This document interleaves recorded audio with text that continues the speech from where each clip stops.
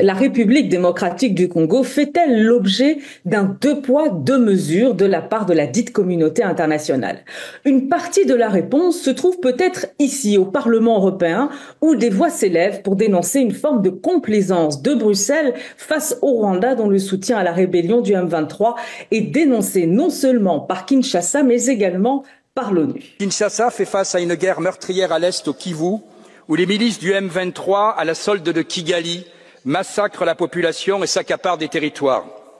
Et qu'a fait l'Union européenne? Elle a signé avec Kagame, ce dictateur rwandais, réélu très démocratiquement avec 99,18% des voix, des accords criminels pour piller les matières premières critiques en RDC. De cette guerre larvée, l'Europe ne dit rien. Depuis 20 ans, Bruxelles ferme les yeux sur une situation qui finalement l'arrange bien, à moins qu'on ne découvre bientôt dans ce Parlement ou à la Commission un Rwanda Gate après le Qatar Gate.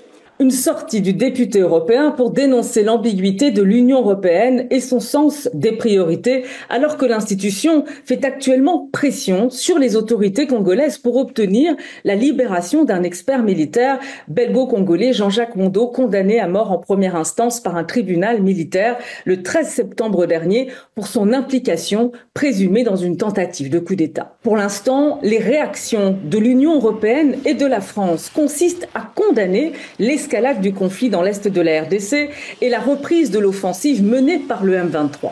Mais qu'en est-il de Kigali, accusé d'apporter un soutien financier et logistique à la rébellion? Pas grand-chose. Bruxelles et Paris ménagent le Rwanda qu'ils refusent de réprimander, encore moins de sanctionner.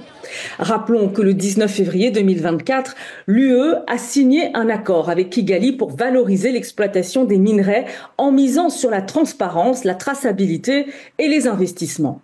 Au cœur de ce partenariat, l'approvisionnement durable européen en matières premières. Un deal perçu comme une trahison en RDC qui ne cesse de dénoncer l'exploitation illégale de ses richesses par son voisin rwandais.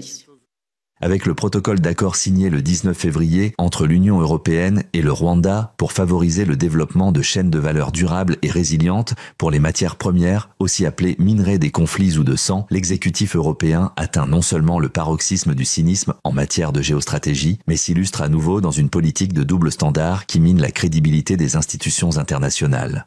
Mais les intérêts européens ne s'arrêtent pas là. Il faut mentionner également le soutien financier de Bruxelles à l'appui sécuritaire du Rwanda au Mozambique et le malaise provoqué par le déblocage en novembre dernier de 20 millions d'euros pour les forces rwandaises déployées dans la province de Cabo Delgado.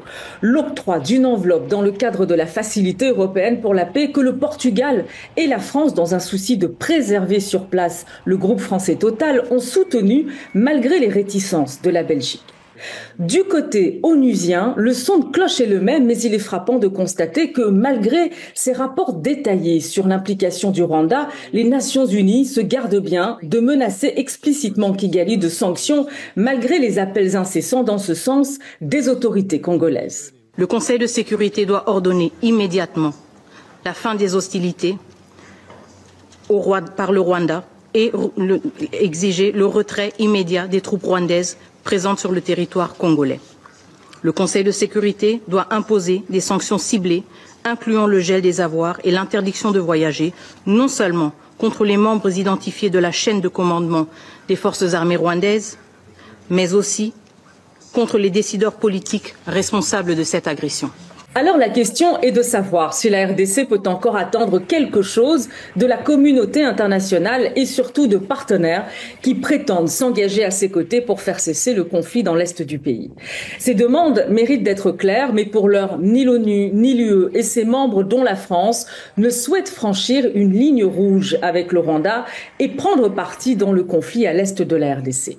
Une ligne qu'ils ont pourtant franchie, notamment dans le conflit russo-ukrainien. Dans ce contexte, la lassitude commence à se faire sentir du côté de la République démocratique du Congo qui plaide en faveur d'une solution africaine. Rappelons que l'État congolais a rejeté une médiation turque. Il ne peut pas non plus compter sur l'Union africaine dont l'inertie ne souffre d'aucune surprise. La RDC s'appuie toujours sur le processus de Luanda.